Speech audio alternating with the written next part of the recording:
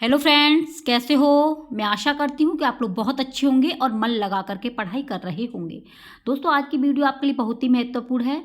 तो बात करेंगे आपके संस्कृत साहित्य, जिसमें रामायण और महाभारत में किस तरीके के क्वेश्चन आते हैं, तो वो संपूर्ण जानकारी आप इस वीडियो के अंदर देखेंगे। तो डे 1 की क्लास दोस्तों करा दी है। अगर आपने नहीं देखी है तो डिस्क्रिप्शन में लिंक होगी, आप वहाँ से देख लेना। तो दोस्तों, ये वीडियो आपके लिए इतनी महत्वपूर्ण है, चाहे आप टीजीटी की तैयारी कर रहे हो, चाहे पीजीटी की, चाहे दोस्तों यूपी टेट की, और चाहे आप सीटेट की, जो भी फ्रेंड्स संस्कृत की तैयारी कर रहे हैं उसके लिए टॉपिक बहुत ही ज़बरदस्त है। इसलिए दोस्तों आप वीडियो को कंप्लीट देखना। और फ्रेंड्स देखिए, आप अपने नोट्स अवश्य बनाएं, क्योंकि फ्रेंड्स आप जो भी टॉपिक नोट करते हैं वो आपके यूपी टेट में भी, टीजीटी में भी, पीजीटी में भी आ जाता है। इसलिए आप लोगों को इधर उधर भटकने की भी आवश्यकता नहीं पड़ेगी। इसलिए फ्रेंड्स आप अपने नोट्स अवश्य बनाएं। तो दोस्तों चलते हैं अपने टॉपिक की ओर। जैसा कि आप स्क्रीन पर देख पा रहे हो, रामायण। तो रामायण किसने लिखी है? देखो, डायरेक्टली क्वेश्चन आपका यूपी टेट में आ जाता है कि रामायण के लेखक कौन है। तो दोस्तों देखिए, रामायण के जो लेखक हैं वो हैं आपके महर्षि वाल्मीकि। तो रामायण से किस तरीके के क्वेश्चन आएंगे तो ये आप इसे डीपली में पढ़ेंगे। जैसे रामायण भारतवर्ष का सर्वोत्कृष्ट धार्मिक, नैतिक एवं ऐतिहासिक ग्रंथ है। तो क्वेश्चन कैसा आएगा कि रामायण जो है भारतवर्ष का कैसा ग्रंथ है, तो आप कहेंगे सर्वोत्कृष्ट है, धार्मिक भी है, नैतिक भी है और ऐतिहासिक ग्रंथ है। ठीक है। नेक्स्ट है रामायण महर्षि वाल्मीकि की कृति है, यानी रामायण के लेखक कौन है? तो रामायण के लेखक दोस्तों महर्षि वाल्मीकि है। रामायण की रचना किसने लिखी है? तो महर्षि वाल्मीकि ने। क्वेश्चन कैसे भी आ सकता है। इसमें कितने कांड होते हैं? किसमें दोस्तों? रामायण में। रामायण में कितने कांड होते हैं? तो रामायण में 7 कांड होते हैं। ये यूपी टेट में डायरेक्टली क्वेश्चन आया था पिछली बार। ठीक है। तो कौन कौन से हैं? बालकांड, अयोध्या कांड, अरण्य कांड, किष्किंधा कांड, सुंदरकांड, युद्ध कांड, और युद्ध कांड को ही लंका कांड कहा जाता है, और 7वां है आपका उत्तरकांड। तो क्वेश्चन ऐसे भी आ सकता है कि आपका जो है इसमें से कौन सा कांड नहीं है। तो इसलिए फ्रेंड्स आपको 7 तो याद होनी चाहिए। रामायण में 7 कांड हैं: बालकांड, अयोध्या कांड, अरण्य कांड, किष्किंधा कांड, सुंदरकांड और युद्धकांड। युद्धकांड को लंका कांड कहा जाता है। और नेक्स्ट है आपका उत्तरकांड। ठीक है फ्रेंड्स। अगला है रामायण में कुल सर्गों की संख्या कितनी है? तो दोस्तों रामायण में कुल सर्गों की संख्या आपकी 645 है। अगर 645 आपके ऑप्शन में नहीं है तब आपको 500 मारनी होगी। ठीक है। तो रामायण में कुल सर्गों की संख्या 645। रामायण में दोस्तों कितने श्लोक हैं? तो रामायण में 24,000 श्लोक हैं। कितने हैं? 24,000। दोस्तों मोस्ट इम्पोर्टेंट है ये, तो आपके यूपी टेट में आ चुके हैं अगर आप पिछली परीक्षाओं के प्रश्न पत्रों को हल करेंगे। ठीक है। नेक्स्ट है रामायण को क्या कहा जाता है? तो रामायण को चतुर्विंशति सहस्त्री। चतुर्विंशति माने होता है 24, विंशति माने 20 और चतुर माने 4। तो चतुर्विंशति सहस्त्री कहा जाता है आपके रामायण को। रामायण का दूसरा नाम क्या है? चतुर्विंशति सहस्त्री। या ये भी पूछ सकते हैं कि 24,000 श्लोक किसमें हैं, तो आप कहेंगे सीधे रामायण में। ठीक है। रामायण में कौन सा छंद का प्रयोग किया है? रामायण में कौन से छंद का प्रयोग हुआ है? तो दोस्तों रामायण में आपके अनुष्टुप छंद का प्रयोग हुआ है। किसका? अनुष्टुप छंद का प्रयोग हुआ है। नेक्स्ट है रामायण को और क्या कहा जाता है? तो रामायण को आदि काव्य कहा जाता है। क्या कहा जाता है? रामायण को आदि काव्य कहा जाता है। महर्षि वाल्मीकि को क्या कहा जाता है? तो महर्षि वाल्मीकि को आदि कवि कहा जाता है। क्वेश्चन कैसे आएगा? आदि कवि किसे कहा जाता है? वाल्मीकि, तुलसीदास, इस तरीके के ऑप्शन आएंगे। तो अगर आपको याद होगा तो आप आराम से उस पर टिक कर सकते हैं कि महर्षि वाल्मीकि को आदि कवि कहा जाता है। नेक्स्ट बात करेंगे रामायण महाकाव्य के नायक कौन है? कौन है भैया नायक? तो रामायण के जो महाकाव्य है, रामायण महाकाव्य, इसके नायक दोस्तों श्री राम जी हैं। कौन है? श्री राम नायक हैं। और नायिका इसकी सीता है। नायिका कौन है? सीता है। श्री राम धीरोदात्त नायक हैं। ये भी पूछ लेते हैं श्री राम कैसे नायक हैं? तो श्री राम जो हैं आपके धीरोदात्त नायक हैं। नायक कितने प्रकार के होते हैं? मोस्ट इम्पोर्टेंट है, आपके टीजीटी पीजीटी में आते हैं ये क्वेश्चन। नायक कितने प्रकार के होते हैं? तो नायक की संख्या आपकी 4 है। कितनी है? 4 है। और 4 कौन कौन सी है? 4 कौन कौन से हैं दोस्तों? नंबर 1 है आपका, इसे नोट कर लेना, धीरोदात्त। नंबर 1 कौन से हैं? सबसे पहले हैं धीरोदात्त। और धीरोदात्त कैसे होते हैं ये दोस्तों उत्तम प्रकृति का नायक होते हैं। धीरोदात्त कैसे होते हैं? उत्तम प्रकृति के नायक होते हैं, दृढ़ प्रतिज्ञ होते हैं, विचारशील होते हैं। यानी कि इनको जो कार्य करना है वो करना ही है। जैसे आपके श्री रामचंद्र जी, ठीक है, कृष्ण जी, अर्जुन, चंद्रापीड़, ये कैसे हैं? धीरोदात्त हैं। दूसरे नंबर के आ जाते हैं आपके धीरोद्धत। दूसरे नंबर के कौन से हैं? एक तो है धीरोदात्त, इन्हें भूल मत जाना। और नेक्स्ट है आपके धीरोद्धत, इसमें ध है, ठीक है। तो धीरोद्धत कैसे होते हैं? ये होते हैं मायावी, प्रचंड, घमंड युक्त होते हैं, ठीक है। शूरवीर होते हैं, जैसे भीम हुए, परशुराम हुए, ये कैसे आ जाते हैं? धीरोद्धत। और धीरोदात्त में राम जी आते हैं, ठीक है।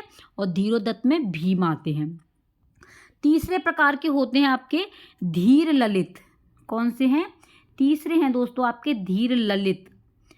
तो धीर ललित कौन से वाले होते हैं? जो धीर ललित होते हैं ये बन-ठन के ज़्यादा प्रसन्नचित्त प्रेमी होते हैं, जैसे यक्ष, ठीक है। बिल्कुल शांत, यानी कि ये बिल्कुल बन-ठन करके अपने आप में सुंदर दिखेंगे, प्रसन्नचित्त रहेंगे, प्रेमी स्वभाव के होंगे, जिस तरीके से यक्ष था। तो ये थे आपके धीर ललित। और चौथे नंबर के जो होते हैं वो हैं आपके धीर प्रशांत। धीर प्रशांत जो हैं वो आपके चौथे नंबर के हैं। और ये दोस्तों आपके सामान्य गुणों से युक्त होते हैं, बिल्कुल शांत और कल्पना स्वभाव के होते हैं, जैसे आपके चारुदत्त, ठीक है। तो नायकों की संख्या कितनी है? 4। कौन कौन सी? धीरोदात्त, धीरोद्धत, धीर ललित और धीर प्रशांत, ठीक है। रामायण में कौन सा रस प्रयोग किया गया है? तो दोस्तों रामायण में आपके करुण रस, कौन सा है? करुण रस की प्रधानता है। रामायण में कितने गुण हैं?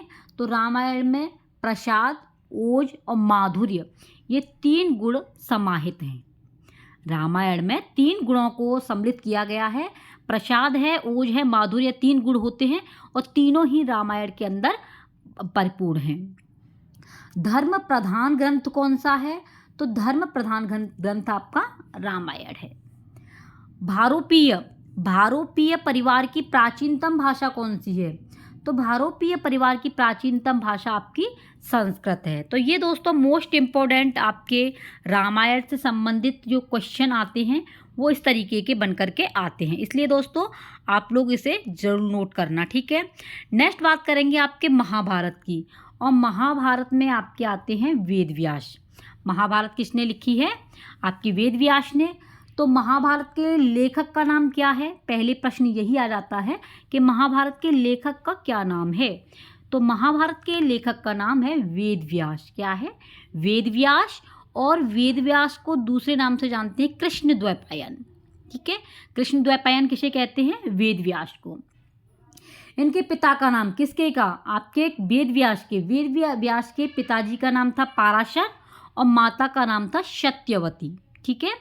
वेद व्यास के जो पिताजी थे उनका नाम था पाराशर और इनकी माताजी का नाम था सत्यवती। और इनका जो है कृष्णद्वैपायन नाम क्यों पड़ा? तो देखिए द्वीप में जन्म होने के नाते इनका जो जन्म हुआ था वो कहाँ पर हुआ था? द्वीप में हुआ था। इसी के नाते इन्हें क्या कहा गया? द्वैपायन कहा गया। क्या कहा गया? द्वैपायन कहा गया। और इनको कृष्ण क्यों कहा गया? क्योंकि दोस्तों शरीर से ये कृष्ण वर्ण के थे, काले रंग के थे, इसलिए दोस्तों इनका नाम कृष्णद्वैपायन पड़ गया, कृष्णद्वैपायन कहा गया। और अन्य नाम भी हैं, पाराशर्य और बादरायण इनके नाम हैं। किसके नाम हैं? आपके वेद व्यास जी के नाम है, ठीक है। महाभारत में कितने श्लोक हैं? मोस्ट इम्पोर्टेंट है, आपके टेट में पूछा गया था। तो दोस्तों महाभारत में 1,00,000 श्लोक हैं। कितने हैं? 1,00,000। महाभारत को सतसहस्त्री भी कहा जाता है। महाभारत का दूसरा नाम है सतसहस्त्री संहिता, ठीक है। महाभारत में कितने पर्व हैं? तो दोस्तों महाभारत में 18 पर्व हैं। कितने हैं? 18। सबसे बड़ा पर्व कौन सा है? तो सबसे बड़ा पर्व आपका शांति पर्व है। कौन सा है? शांति। सबसे छोटा पर्व? तो सबसे छोटा पर्व है आपका महाप्रस्थानिक पर्व। सबसे छोटा पर्व कौन सा है? महाप्रस्थानिक पर्व। महाभारत में कौन सा रस है? तो दोस्तों महाभारत में शांत रस है।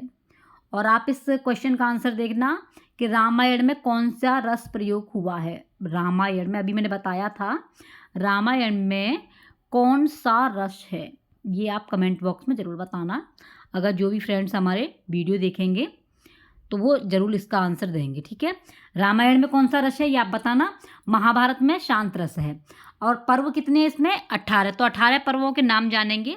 देखिए, पहला है आदि पर्व, दूसरा है सभा पर्व, तीसरा है वन पर्व, चौथा है विराट पर्व, पांचवा उद्योग पर्व, छठवां है भीष्म पर्व, सातवां द्रोण पर्व, आठवां कर्ण पर्व और नौवां है आपका शल्य पर्व। कौन सा है? शल्य पर्व। और 10वां है शैप्तिक पर्व और 11वां है स्त्री पर्व, 12वां शांति पर्व, 13वां है अनुशासन पर्व और 14वां है आश्वमेधिक पर्व और 15वां है आपका आश्रम वार्षिक पर्व। नेक्स्ट है मौसल पर्व और 17वां है आपका महाप्रस्थानिक पर्व और 18वां है स्वर्गारोहण पर्व। कौन सा है? स्वर्गारोहण पर्व। इस प्रकार आपके महाभारत में 18 पर्व हैं। इन नामों को आप नोट कर लेना। और दोस्तों PDF प्राप्त करने के लिए आप टेलीग्राम से ज़रूर जुड़ जाना, आदर्श कैरियर क्लासेज, वहाँ पर आपको ये PDF मिल जाएगा। नेक्स्ट बात करेंगे आपके श्रीमद् भागवत गीता की। तो दोस्तों देखिए, गीता महाभारत के भीष्म पर्व से लिया गया है। जो गीता ली गई है ये कहाँ से ली गई है? महाभारत का ही एक अंग है जो भीष्म पर्व से ली गई है। इसमें 18 अध्याय हैं। महाभारत में कितने हैं? 18 पर्व हैं। ये मत भूल जाना, इस महाभारत में पर्व हैं 18, लेकिन गीता में आपके 18 अध्याय हैं और 700 श्लोक हैं। कितने हैं? 700 हैं, ठीक है। ये भी आप याद रखना। रामायण में 24,000 हैं, महाभारत में 1,00,000 हैं और आपके गीता में 700 श्लोक हैं, ठीक है। गीता में अनुष्टुप छंद का प्रयोग किया गया है। किसका किया गया है? अनुष्टुप छंद का प्रयोग किया गया है। और गीता का अर्थ क्या होता है? तो दोस्तों गीता का अर्थ है गाई गई अथवा कही गई। जो गाई जाती है या कही जाती है वही गीता का अर्थ होता है। गीता पर सर्वाधिक प्राचीन भाष्य किसने लिखा है? तो गीता पर सर्वाधिक प्राचीन भाष्य हैं शांकर भाष्य। कौन है? शांकर भाष्य।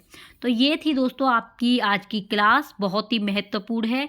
इसमें से दोस्तों काफ़ी क्वेश्चन आपके एग्जाम में आते हैं, तो इसलिए फ्रेंड्स वीडियो को पूरी वॉच करना और जितना हो इस वीडियो को शेयर करना। आपको दोस्तों 0 से शिखर तक की तैयारी TGT PGT की कराई जा रही है, इसलिए दोस्तों आप लोग अपने नोट्स अभी से कंप्लीट करते चलिए, ठीक है। मिलते हैं नेक्स्ट वीडियो में नेक्स्ट टॉपिक के साथ में। आप अपना ख्याल रखना। Take care, bye bye.